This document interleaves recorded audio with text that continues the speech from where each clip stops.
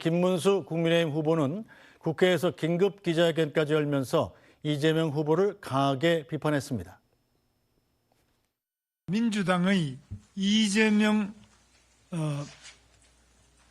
범죄 삭제 방탄 입법이 도를 넘고 있습니다. 오로지 이재명 후보 한 사람을 위한 셀프 면제 5대 악법을 밀어붙이고 있습니다. 이재명 후보가 대통령이 된다면 셀프 면제 5대 악법부터 공포해서 자신의 범죄를 지울 것이 명백합니다.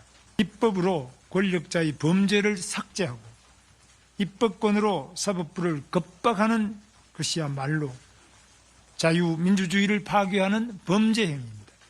저와 우리 당은 이재명 방탄 독재를 저지하기 위해서 국민 여러분과 끝까지 투쟁하겠습니다. 네, 김문수 후보의 비판에 이재명 후보는 어떻게 답했을까요? 시도 때도 없이 이렇게 이 말씀 저 말씀 하셔서 좀 진정성이 있나 제가 좀 우려가 되고요. 말이 중요한 게 아니라 실천과 행동이 중요하죠. 즉각적으로 윤석열 내란 수계 제명하십시오. 군사 반란 행위에 대해서 엄중하게 책임을 져야 됩니다. 그리고 계엄 해제에도 사실은 국민의힘은 반대했잖아요. 그리고 탄핵에도 반대했잖아요. 책임을 묻지도 않으면서 무슨 사과한다고 그래요. 그 말을 누가 믿겠습니까? 네, 사법부는 당에서 적절히 잘 할 거라고 보고요. 대한민국은 민주공화국이죠. 민주공화국의 인권, 민주주의의 최고 보루가 사법부입니다. 사법부의 최고 책임이 바로 대법원에 있죠. 깨끗해야죠. 깨끗한 손으로 해야죠. 네, 이재명 후보가 이 차 안에서 얘기를 해가지고 차에 이 소음이 좀 같이 들어간 것 같습니다.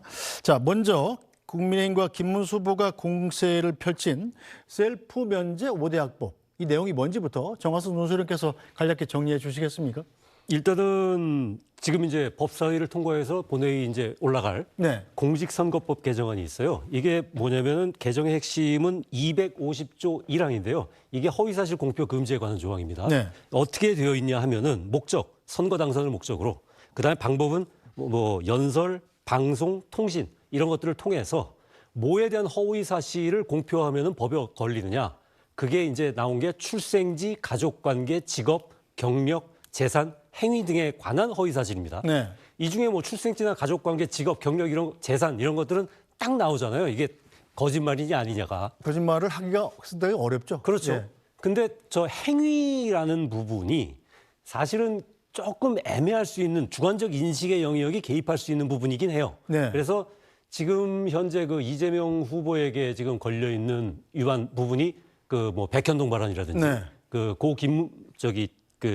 김문수 씨, 김문기 씨, 그렇죠. 고 김문기 씨. 김문기 씨를 모른다는 발언, 이런 부분들이 결국은 행위에 대한 허위 사실로 네.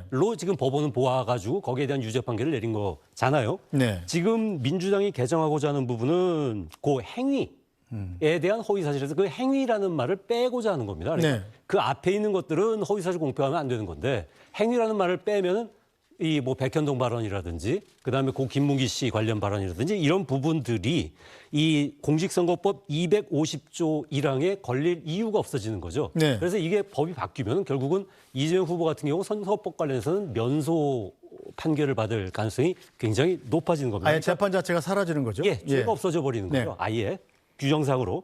그래서 이게 물론 표현의 자유를 지나치게 제약하고 있다라고 예전부터 논란이 있었던 부분은 있습니다만은 지금의 논란은 이거를 누가 왜 지금 이 법 개정을 추진하냐 이 부분에서 이제 논란이 있는 거겠죠. 네. 예, 그건 어떤 부분이 걸려 있다는 건 말씀 안 드려도 아실 거고요.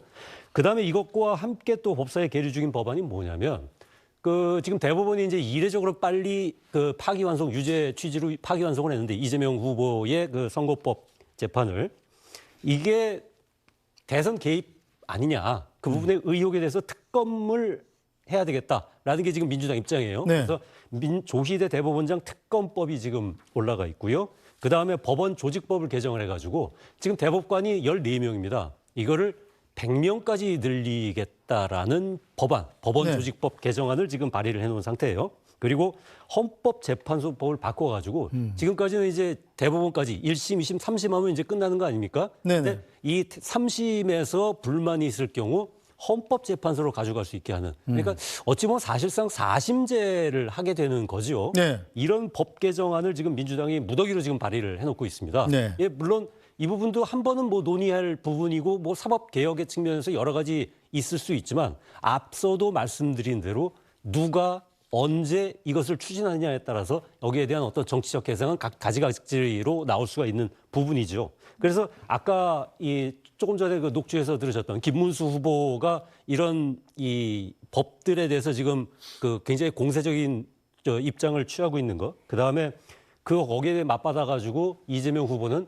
내란부터 정리하라는 쪽으로 나가는 게, 이게 사실은 어찌 보면 네. 양 당의 어떤 선거 전략 프레임이 그대로 들어가 있는 것 같아요. 그러니까 네. 국민의힘 쪽에서는 범죄자 프레임으로 이제 이번 선거를 좀 가져갔으면 좋은 거고, 그 다음에 민주당에서는 내란 프레임으로 가져가면서 가는 게 좋은 건데, 그러면서도 이재명 후보 아까 얘기를 하는 거 보면 이 부분, 그러니까 사법부를 압박한다는 비판에 대해서는 당에서 알아서 하겠지요라면서 좀 한 발 빼는 듯한 모습을 보이고 있습니다. 네, 저희가 화면에 보여드린 것이 공직선거법 개정안하고 민주당의 사법개혁법안, 조희대 대법원장 특검법, 법원조직법 개정안, 헌법재판소법 개정안, 이게 4개였는데, 자, 김문수 후보는 셀프 면제 5대학법이라고 그랬단 말이에요. 그래서 하나 뭔가 찾아봤더니 바로 저겁니다.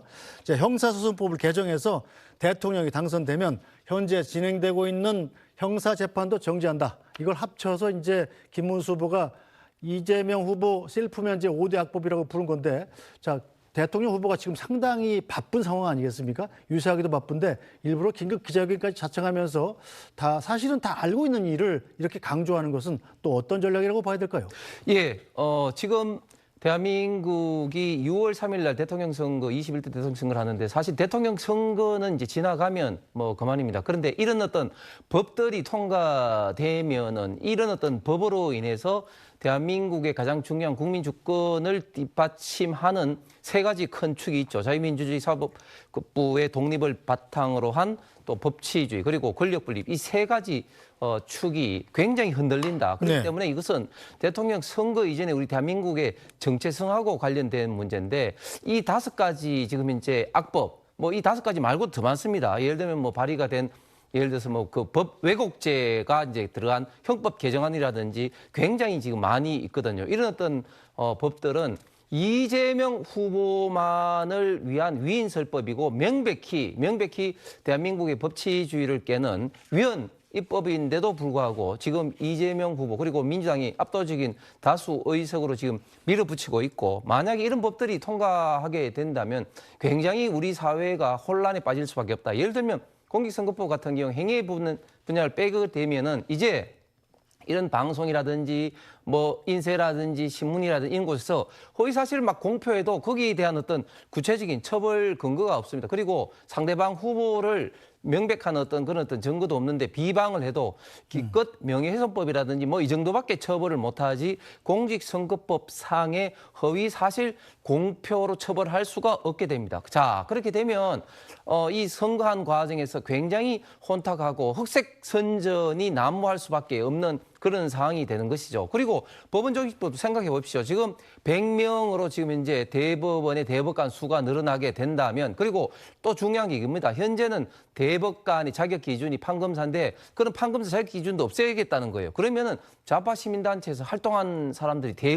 대법원을 포진하고 있다. 그렇게 되면 이제 대법원에서 내린 결정에도 과연 우리 국민들이 신뢰를 할 수 있겠습니까? 이렇게 우리 대한민국의 근간을 흔드는 굉장히 위험한 악법들이 지금 양산하기 직전이기 때문에 이런 점에 대해서 김문수 후보도 좀 국민들에게 네. 경종을 좀 울리기 위해서 직접 강조를 하신 것 같습니다. 네, 자, 김진욱 대변인, 이재명 후보가 자, 민주당이 사법부를 지나치게 압박하는 것 아니냐, 이렇게 비판에 대해서는 어떻게 생각하시냐 이렇게 질문을 했더니 이 당에서 적절히 잘할 거라고 보고 있다. 이 얘기인 즉슨 이거 나도 승인한 거다, 이렇게 받아들여도 되는 거 아닐까요?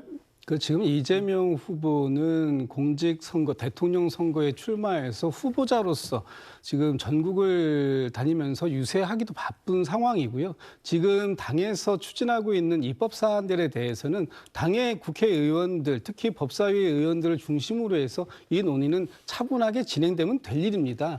지금 방금 전에 말씀드렸던 것처럼 국회에서 차분하게 논의를 통해서 진행시킬 수 있는 일을 지금 김문수 후보, 대선 후보가 직접 나서서 긴급 기자회견까지 하고 이런 부분들은 사실 저희가 볼 때는 정치적인 공세에 불과하다라는 것이고 특히 뭐 제가 5가지 사안을 다 말씀드리기는 좀 그렇습니다만 뭐 한두 가지 예를 들면 이 공직선거법의 250조 제1항에 있는 행위 부분은 그 행위를 규정하고 있는 것이 너무나 애매모호한 측면이 있고 너무 네. 광범위해서 이 부분에 대해서 이현령 비현령식으로 검찰 또는 법원에서 자의적으로 해석할 수 있는 여지가 너무 많았다. 이 부분을 명확하게 하기 위해서 그 행위 부분을 삭제하는 것이 좋겠다. 이런 측면이 있었던 것이고요. 지금 형사소송법 관련해 가지고 또 이제 개정되는 부분 말씀 주셨는데 그 형사소송법 같은 경우에는 헌법 84조의 규정이 대통령에 대해서 내란과 외환죄를 제외하고 형사상의 소출을 받지 않는다라는 것이 너무나 명백하게 대통령직을 수행하기 위한 그 직의 안정성을 보장하기 위한 것인데 어제 대법원이 국민의힘에다 보낸 답변 자료를 보니까 이렇게 되어 있더라고요. 담당 재판부 재량에 달린 문제다 이렇게 되어 있습니다. 이렇게 자의적으로 해석될 수 있는 부분이 있다면 이 법의 헌법 정신을 명확하게 하는 취지에서 그 형사소송법을 통해서 이 대통령에 당선된 특히 대통령에 취임한 사람에 대해서 대통령직의 안정성을 보장하는 차원 이런 부분들을 개정하는 차원들이 이것이 어떻게 위인 설법이라고 말씀하실 수 있는가 하는 부분 말씀드리고 마지막으로 이제 대법원과 관련된 부분을 말씀드리면 이번에 사법 개혁에 대해서 이렇게 논쟁이 촉발되게 된 가장 결정적인 이유가 지난번 대법원이 납득하기 어려운 이유로 이 국민들의 신뢰를 저버린 그런 행위들이 있었다라고 보여지는 것이고 그 부분에 대해서 명확하게 대법원이 정말로 이 선거에 개입하려고 했던 의도가 있는 것인가 하는 부분 여부를 청문회를 통해서 확인해 보려고 했던 것 아니겠습니까? 그 과정 속에서 대법원에서는 뭐 저희 대법관님을 비롯해서 12분의 대법관 모두가 참석을 안 하셨는데 이런 부분들을 국회에서 가지고 있는 합법적인 권한을 통해서 국민 여러분들께 이 과정을 소상하게 알려드릴 수밖에 없었던 이런 상황들, 이런 것들이 또 법원에서 사법부에서 초래한 부분도 일부 있었다. 뭐 이런 말씀을 좀 드리고 싶습니다. 네, 자 홍석천 의원께서 네. 다 이해가 되십니까? 100% 이해가 안 되고 우리 정말 대한민국이 걱정스러운 그런 어떤 상황입니다.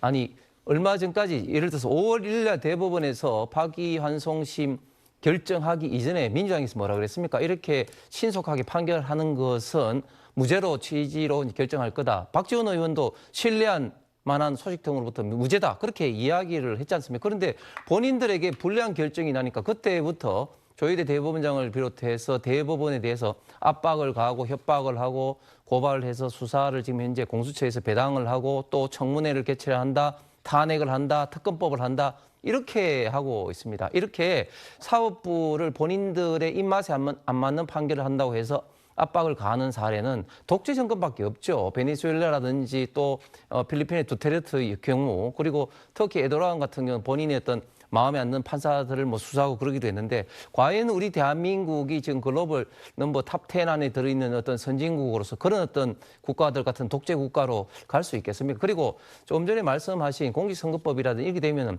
기존에 사실은 유사한 어떤 판례들이 굉장히 많은데 그러면 기존에 그런 어떤 판례로 인해서 공직 어떤 선거법에서 당선 무용이 걸린 그런 어떤 분들하고 또 형평성은 그러면 어떻게 되는 겁니까? 이거는 진짜 글자 그대로 이재명 후보 1인 방탄을 위한 입법이 지금 국회에서 무자비로 지금 이제 양산이 되고 있는데 문제는 이제는 이재명 후보가 대통령이 만약 된다면은 사법부까지도 완벽하게 장악이 되기 때문에 우리 대한민국의 기존의 법치주의, 권력 분립 그리고 자유민주주의 근간이 크게 훼손될 그런 우려가 있을 것 같습니다. 네, 저 민주당 내부에서도 이런 민주당의 사법개혁 법안 좀 지나치지 않냐 이런 이야기가 나오고 있는데요. 이야기도 잠깐 들어보겠습니다.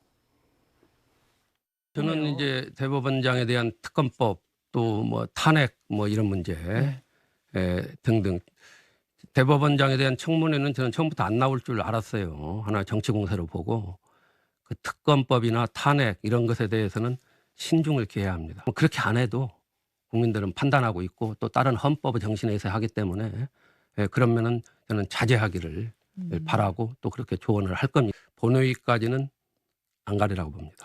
안 가리라고 보십니까? 대선 전에 말이죠. 그것을 선대위에다가도 조언하신단 말씀이죠? 그렇습니다. 네, 자 이석연 공동선대위원장도 법제실장 출신이지 않습니까? 법에 대해서 누구보다 해박한데 너무 심한 거 아니냐 뭐 이런 의견을 내놓고 있잖아요.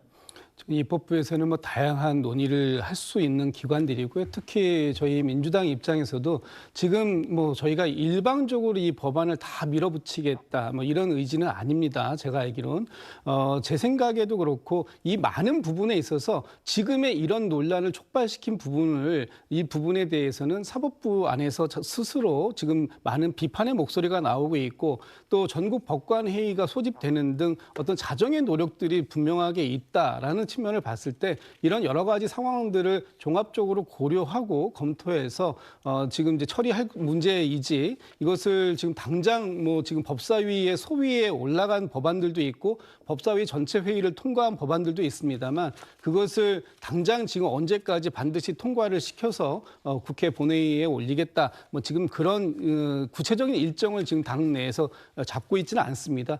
여러 가지 상황들을 지켜보면서 저희들도 합리적인 방법을 찾고 또 이 사법부의 그 스스로의 네. 그 자정 노력이 있다면 그런 부분들까지 충분히 감안될 것이다 이런 말씀을 드리고 싶습니다. 알겠습니다.